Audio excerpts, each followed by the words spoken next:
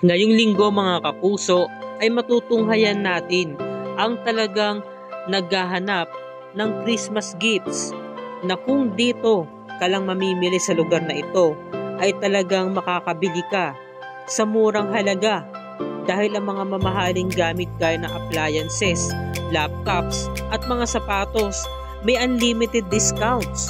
Saan nga ba ito matatagpuan? After nung pandemic, tuwing November, December, nagsisimula kami mag-warehouse sale. Yung mga laptop na binibenta namin nasa 10,000 pesos hanggang 20,000 pesos ang presyo. Minsan may 20% hanggang 50% discount pa kami. Good quality ang mga binibenta namin laptops. Brand new, overstock pa nga. Full warranty pa rin siya. Sinusubukan talaga namin ibagsak yung presyo hanggang sa makakaya namin. Para yung mga gustong maka-afford ng kanilang dream laptop, mas madali nila ito makamit. Tuwing weekend, nasa 100 units ang naibebenta namin kada araw. Segret, nagbebenta ng murang laptop.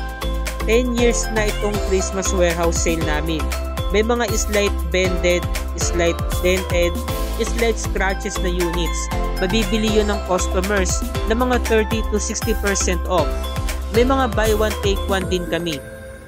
May mga electric fans, electric kettles, rice cookers, gas stoves, blenders, refrigerators, washing machines, at aircons.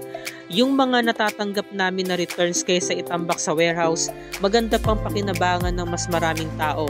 Ito ang aniya ni Karen, ang nagbebenta ng murang appliances. At ito pa ang isang istorya. Ilang dekada na itong warehouse sale namin.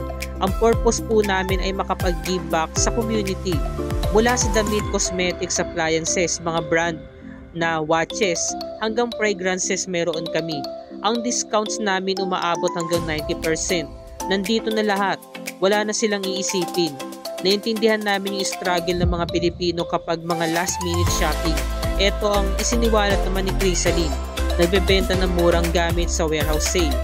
Bukas ng gabi mga kapuso ay matutunghayan natin kung saan nga bang lugar nakapwesto ang kanilang warehouse sale.